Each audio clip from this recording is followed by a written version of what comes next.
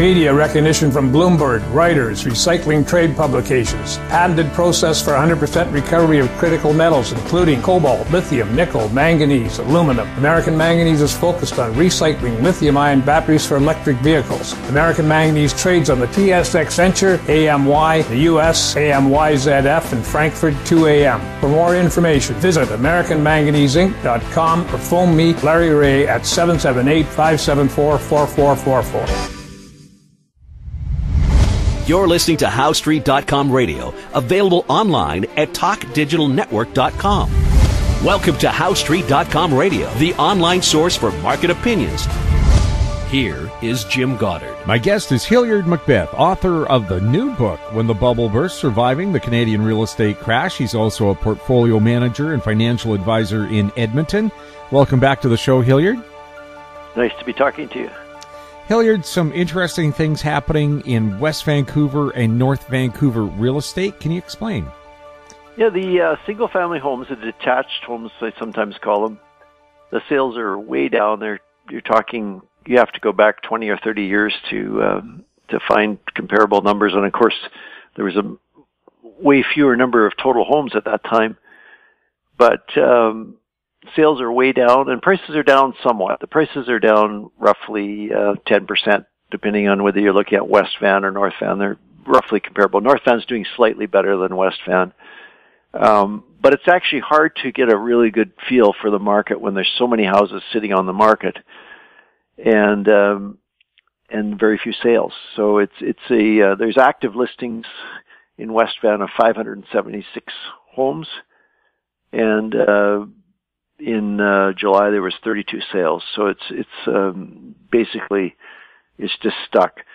The median price has dropped about 10%, and in North Van the median price has also dropped about 10% as well, and there's 425 active listings there. So basically, you take the two together, it's about 1,000 listings and less than 100 sales, about 83 sales so far in July. So it's the kind of market that really, for one thing, it kind of turns people off, because the sellers, there'd be a certain number of people that were thinking about listing their homes. June, July are kind of the prime times to get out there, and but they'd be deterred by the number of for sale signs on their street. And then the buyers, they see all the stuff that's for sale, and they see the prices dropping, and they just say to themselves and to each other, "Why don't we just wait?" So it's a real tough time for the realtors, especially. And the other thing that came out just a couple of days ago was the results for Brookfield. So Brookfield Real Estate Services is the largest realtor that you can get information on, because they're publicly traded.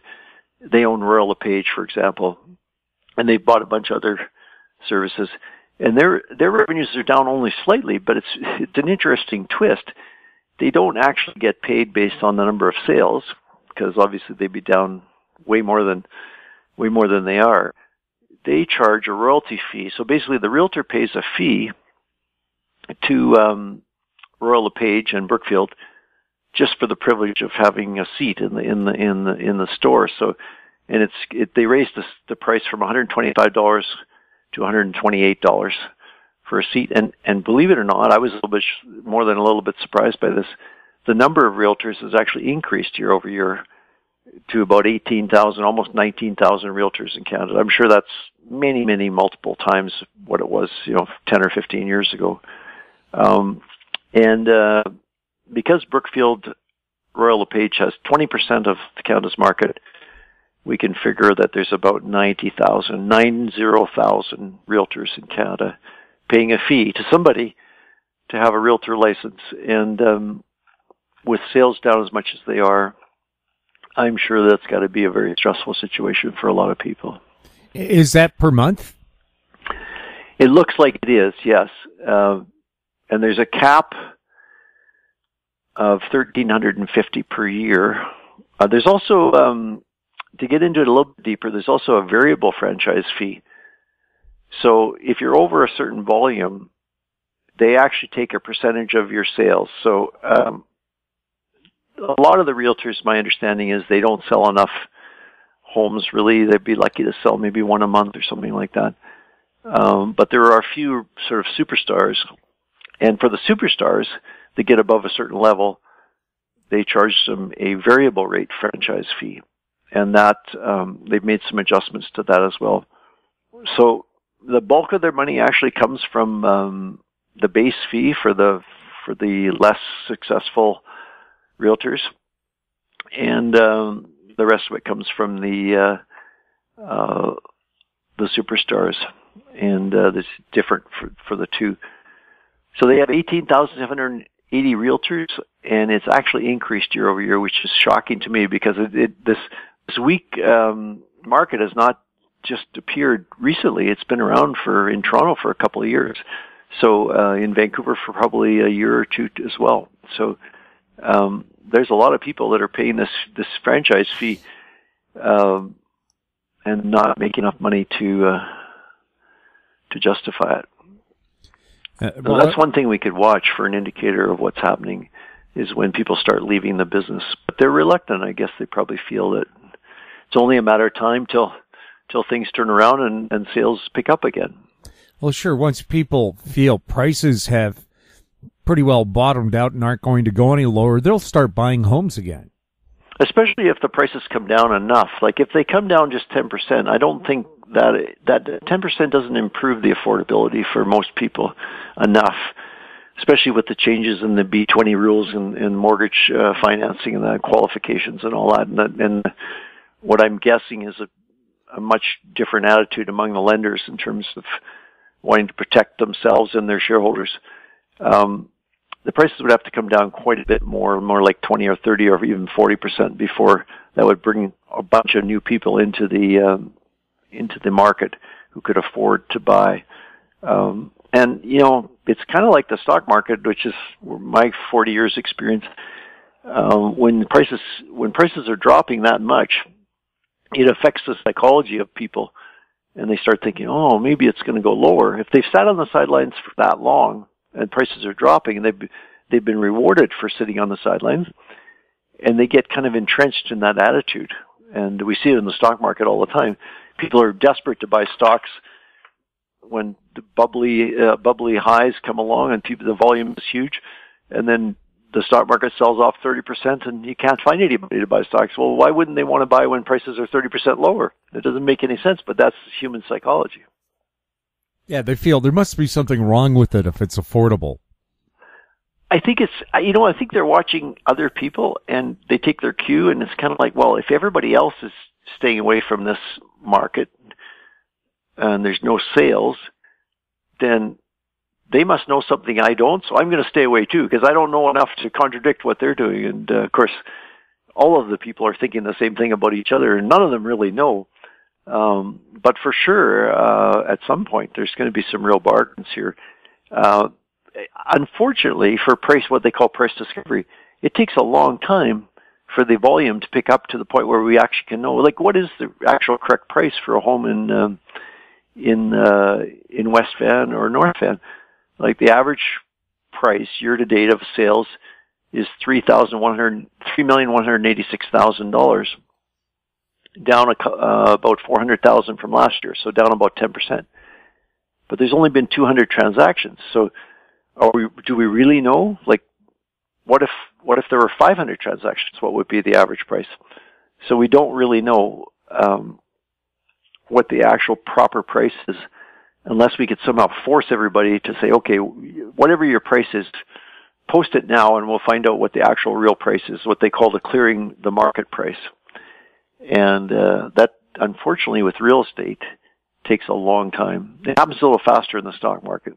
Oh, yeah, a lot faster. A lot faster.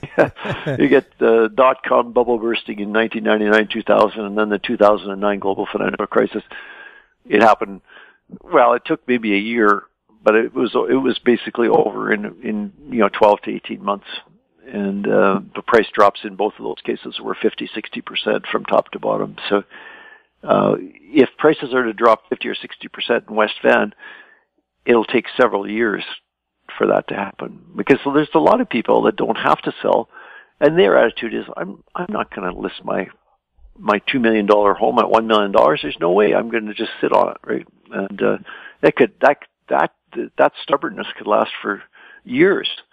Yeah, well, Ross Kay is of the opinion once things bottom out, it'll take 17 years to crawl back out. Yeah, I wouldn't be surprised if that's right. It's one of the things that'll happen. I mean, it depends. If it creates, as I'm suggesting, a Canadian financial crisis as well as real estate crash, then what will happen is the rules will get rewritten as to how much banks can lend and how much mortgage companies can lend and how much people can qualify for. And the insurance, the CMHC insurance, the rules will get rewritten. And once all of that happens, then it'll be much harder to buy a house without a bigger down payment and without, substantial income. So therefore the prices could stay low for many, many years.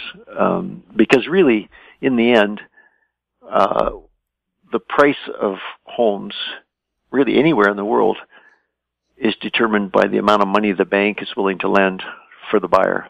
If the bank's only willing to lend 3 times annual income, combined income in the home, which was the norm up until about 15 years ago, then prices would be less than half of what they are today in Canada. In Vancouver, they'd be about a third of what they are today. So it all depends on the willingness of the banks to make that loan, that mortgage loan. And if things get bad enough, if the government gets worried about the banks being viable, they might just come in and write some rules that put us back into the way things were for many, many decades up until this latest bubble started. Alan Markangel was saying in West Vancouver, a couple that wanted to buy a $6 million home had to put down $4 million to get a mortgage. Yeah, those stories are hard to believe. I was in Whitefish a year ago, and I met this guy who's a real entrepreneur. He's 75 years old. I met him because there weren't very many Tesla chargers around Whitefish, so I had to find a Tesla charger, and he happened to own a bed and breakfast with a Tesla charger. And then we ended up talking and going for breakfast, and he told me these homes in Whitefish, these $3 million homes, he found one that he could buy for about $1.5 million. It was about 50% off. And he could not find a bank anywhere in Montana that would lend him the money. He needed about a $500,000 loan. He had $1 million down payment, and he needed a $500,000 loan, and nobody would lend him the money. And I said, well, yeah, but I said, that's understandable. In 2009, the financial crisis, the banks were pretty gun shy. He said, no. He said, that was last year. That was 2017 or 2016. We're not talking so that was 8 or 9 years after the global financial crisis. The banks were still leery of giving him a $500,000 loan when he was willing to put $1 million down. I just found it incredible. And but if that's the attitude that stays for years after a crash, then who knows what's going to happen. It's really, really hard to visualize something like that. We'll have more with Hilliard MacBeth right after the break. Hi, I'm Douglas Mason, President and CEO of Rainy Mountain Royalty Corp., RMO, on the TSX Venture Exchange. Rainy Mountain's Brunswick property is located in the Rideout Shear Zone in Ontario, with grab samples running as high as 32 grams per ton gold. A follow-up drill program to test numerous targets located by recent groundwork is planned for early 2018. Please visit our website at rmroyalty.com. MGX Minerals is revolutionizing the new energy economy with patented lithium extraction technology, replacing traditional solar evaporation using low-cost, low-energy nanofiltration. The first system of this paradigm shift technology is currently being commissioned. MGX Minerals trades on the CSE, symbol XMG, the OTCQB, symbol MGXMF, and Frankfurt, symbol 1MG. For more information, visit our website, mgxminerals.com. Welcome back. We're speaking with Hilliard MacBeth. Hilliard, everybody's focusing on the financial crisis in Turkey right now with their lira plunging like a rock dropped out of an airplane. Yet I've heard from other people the Italian banks are still a bigger threat to the worldwide financial market. What's your take on it? Well, we have invested a little bit in some European banks, so I was a little nervous when I heard about Turkey because there was some question about contagion, and we did a little research and we found out that there are three banks. One of them is Italian; it's called Unicredit. One of them is French, and one of them is Spanish, and they have invested in joint ventures or they own shares in a bank in Turkey. So if the Turkish banks go under, then they'll be hit they'll have to write it off. Now they don't have complete liability because it's all they have invested is their shares in the ownership in the Turkish bank, and they don't have any further obligations, so it would be a hit for them, but it wouldn't drag them down entirely. That's not what the Italian bank concern is about. The Italian bank concern is more about the government debt. So in Italy, unlike Canada, it's exactly the reverse of Canada. So in Italy, the government has very large debts, but the private sector has very small debts. In Canada, it's the opposite. The government generally, especially the federal government, has very small debts in relation to their size. And private sector, both corporations and households in Canada, have huge debts. So when people say that about Italy, they're assuming that somehow the government of Italy gets into a point where they can't repay the banks for the debts that they have. But that's actually pretty far-fetched. It's not very often. I mean, occasionally things like Latin America or Thailand or something that gets to a situation where a government can't pay their debts. But a country like Italy, it's unlikely. Of course, you've got the European Central Bank and a bunch of other people that have a lot at stake. They would never let the Italian government fail to pay their debts. So that's not what's likely to bring any country down or any economy down. It's much more likely to be the private sector. And that's, in the last 30 or 40 years, has been primarily banks lending to real estate transactions. So Italy, interestingly, is not much at risk in that regard because generally the people that own their homes in Italy have owned them for a long time, and they don't have huge mortgages attached to them. And it's the culture with credit cards and car loans in Italy and other European countries, for that matter, is much more conservative than it is in North America. So, yeah, if the Italian government gets into trouble, for sure, but otherwise it's not likely to be a problem in our view anyway. But Turkey is representative of the emerging markets, they call them. And I found out recently that the total debt owed by emerging markets in U.S. dollars has quadrupled since 2009. So in 9 years, they've quadrupled their total debt to $2.5 or $2.7 trillion in U.S. dollars. Now, the debt that that those countries owe in their local currency is not a problem because they can just print more Turkish lira or more ringgit or rupees or whatever, and pay back the loan. It's not a problem. But when they borrow in U.S. dollars, which a lot of people have because the loans were much cheaper for a long time, thanks to Ben Bernanke and Janet Yellen, the Federal Reserve, keeping interest rates close to zero, anybody that could qualify for a U.S. dollar loan at those rates, they lined up at the window and they took as much as they could get. But now interest rates are rising. The U.S. dollar is increasing, the local currency is dropping, and this is where you get these crises. This is exactly the cause of pretty much every emerging market crisis in the last 50 or 60 years, is borrowing in a currency like the U.S. dollar and not being able to repay the debts. And usually the way they pay for those U.S. dollar debts is by exporting. So a big factor in emerging market ability to pay is with exports, and often their exports, like Brazil, are in energy, like crude oil or soybeans, and other countries have other exports. So it kind of feeds into this global war on trade and tariffs because the emerging markets have much more to lose. The U.S. has very little to lose it's less than 10% of their economy, but in some of these emerging markets, it's much, much bigger than that. It can be like Canada's 40%, and some of them are even bigger than 40%. And if they compound the problem by borrowing in U.S. dollars, and then their revenue from exports in U.S. dollars declines dramatically because of a global trade war. That's where you get into one of these crises. So what's really worrying the market now is the Turkish situation might not be isolated, and it might spread and become more of a general emerging markets problem. And we haven't been tempted by investing in those. I mean, it's kind of tempting because you can get loans, you can invest in bonds issued by some of those countries in U.S. dollars at interest rates like 8, 9, 10%, or even higher. It's much higher than what you can get in a Canadian or U.S. government bond. But the risk is also much higher too. We'll have more with Hilliard MacBeth right after this. I'm Brian Fowler, president of Blind Creek Resources Limited, listed on the TSX Venture Exchange, ticker symbol BCK. Blind Creek is focused in the Yukon, Northwest Territories, and British Columbia.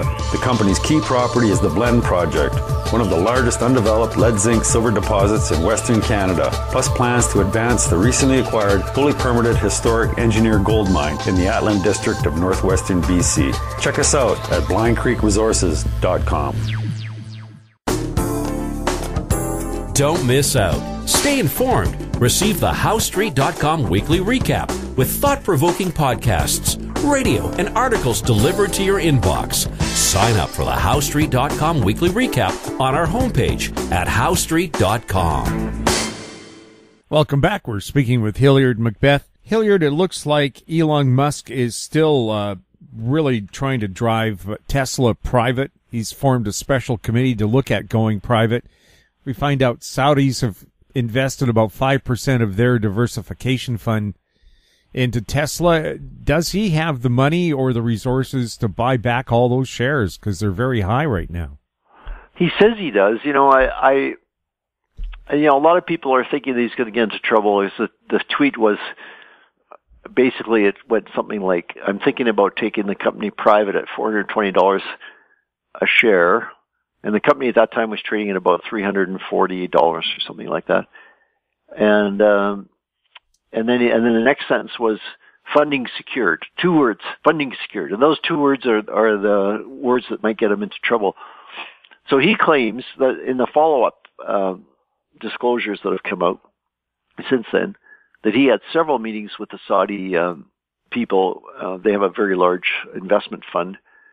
And they were interested in funding him to take the company private, and these discussions have been going on for going back 2 years. And he said the last meeting was in July the 31st, so just 13 days before, or maybe 10 days before he made that tweet. He left the meeting with the impression that he could do it if he wanted. They would back him. So, but I actually don't think he would have too much trouble raising the money. There's a lot of people that are skeptical, but there's a lot of people that want to invest in Tesla, I suspect. And the reason the Saudis want to do it, obviously, is to diversify away from oil and gas, and where most of their wealth is based. But it has an interesting thing where there's a subplot here, which is the short sellers. So there's 170 million shares outstanding with Tesla, and something like a quarter of them are sold short. So about 135 million shares are short. So that's a very, very high percentage. It's the highest percentage, as far as I know, of any stock in the stock market, any large stock. And it's none of it's for arbitrage purposes. There have been higher short sell positions, but it's usually related to some kind of a thing where you can buy and sell at the same time with something. And there's nothing like that with Tesla. So basically, the 35 million shares sold short are a bet that Tesla is going to fail, or at least run into significant trouble. And that's a pretty risky bet because, Musk has proven himself to be very successful in all of his ventures. Now he's taken on a big bet here because, producing cars from scratch, and putting a lot of aggressive targets out there as to how many cars. He was talking about 5,000 a week. The deadline for that was, I think, June the 30th or July 31st for the new Model 3. It was pretty aggressive, and he made it by just a tiny fraction by building some of them in a tent, apparently. But people that are betting against him are taking a big chance, in my opinion, because he has the drive and the genius to pull it off. And the other side of it is, there's a lot of people that want those cars. The one flaw that I find in the thing, and I actually just did a test drive of the new Model 3 on Sunday. When you price it, so the way it works in the Tesla showroom is you go in and you add, there's not that many features to select, but when you finish doing all your selections, and we did a modest upgrade of the base car. The base car includes a lot of high-end features already. It came in at 79,000 Canadian. It's supposed to be a 35,000 US car, but it came in at 79,000 Canadian. So to me, that's the flaw in the whole thing. It's a wonderful. I mean, the visibility, the way it drives, everything is wonderful. But really, that's a lot of money for a car. It's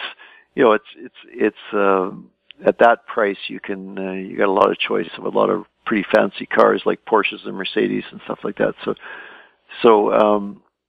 if you could get the price down to, I think, somewhere like 45,000, 50,000 Canadian or 30,000, 40,000 US, he's going to blow everybody away. But I don't know if he could do it. It's a question mark.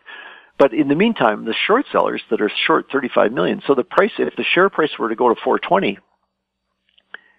they would lose all of that money. Say $100, they would lose absolute fortune, and some of them could conceivably be personally financially wrecked by that. So it was, it might have just been a move to squeeze. This is called a short squeeze, and it might have been deliberate by Elon Musk to do that. That's why they're so irate, because they want to see evidence that he wasn't just playing with the market. There's calls for the SEC to investigate him, but I don't think anything will come of the investigation, because it's not an outrageous violation of any rules. It might be considered a small violation, technical violation, or something like that, but it's not there's all kinds of claims made in the stock market that are much more far-fetched than that every day, and the SEC doesn't prosecute any of them, hardly any of them. So I don't think people. I think it's the most entertaining stock in the now. If it went private, that would mean we wouldn't have all this entertainment of the stock and Elon Musk and all that. So that would be unfortunate. Ottawa has started consultations to take a look at steel dumping in Canada, and I think one of the U.S.'s excuses for tariffs on Canadian steel was that Canada was a conduit for dumped or cheap steel from other countries, and then Canada was selling it as Canadian to the U.S. Do you think that's what's behind this steel dumping consultation now taking place in Ottawa? Oh, for sure. And the unfortunate thing about it is that the concern is genuine, and it also affects the NAFTA. So right now, the biggest thing, the second biggest thing, the biggest thing in the world right now in tariffs and trade is China and the U.S. This is a huge factor. It could affect all of us substantially. It could affect all of us economically, financially, and for many, many years. Hopefully they sort it out. And if it keeps escalating the way it has so far, it could be detrimental in a big way to the global economy. The second biggest thing is this NAFTA thing, and they're somewhat connected. In that, we've had this wonderful thing which has been beneficial to everybody, but the U.S. administration and President Trump have decided that they want it changed, and the demands they're making are pretty substantial. So Canada, Mexico, and the U.S. are in negotiations. You see tweets recently that they're very close to finalizing something. So something like this steel dumping thing could really throw things off the rails, because that's one of the concerns. If it becomes kind of a free trade area, or if they confirm the free trade area, then Canada could be used as a conduit to get dumped steel into the U.S. And the bigger picture on this thing is tariffs are really are a tax, and they increase the cost of everything for everybody. So there might be a few people that are working steel mills in the U.S. that are are affected. It's, most of the steel is not made in the U.S. It's made in places like Korea and China and Japan. So to wreck the global economy for the sake of protecting just a few plants and a few workers is pretty myopic and short-sighted. I hope that they come to a better resolution, but I'm not optimistic because the things that I read indicate that Donald Trump has very little to lose, especially prior to the November elections. When he beats up on Canada and China and Mexico over trade, he wins political support, and there's very little backlash in the short term. In the long run, there will be a cost, a big cost to pay, but the voters won't connect the two in the short run, certainly not in the next 60 to 90 days. The election's very close. And even 2020, when the presidential election happens, the impact of it may not be felt because the U.S. economy is very strong right now, and it will take more than just a little bit of a tariff war in the short run to slow it down. So, unfortunately, we could get into trouble on this steel thing as at the same time we're in trouble on the NAFTA. And as I mentioned a few minutes ago, Canada is very dependent on trade. 40% of our GDP is related to trade. So we've got way more to lose than the U.S. does. China has way more to lose than the U.S. does, and Mexico has way more to lose as well. So, so he's got the U.S. has the upper hand on this thing. It's not clear how it's going to work out, and we guess we just have to keep our fingers crossed. Hilliard, thank you so much for chatting with us. Nice to be on the show again. My guest has been Hilliard MacBeth, author of the new version of When the Bubble Burst: Surviving the Canadian Real Estate Crash. His website, MacBethGroup.com. You're listening to HowStreet.com radio. Find us on Twitter at HowStreet. Our popular YouTube channel is Talk Digital Network. Questions for the show or our guests can be sent to info@HowStreet.com. I'm Jim Goddard. Thanks for listening. Comments made on HowStreet.com radio are an expression of opinion only and should not be construed in any matter whatsoever as recommendations to buy or sell any financial instrument at any time. Available online at TalkDigitalNetwork.com. HowStreet.com radio is a production of HowStreet Media Incorporated.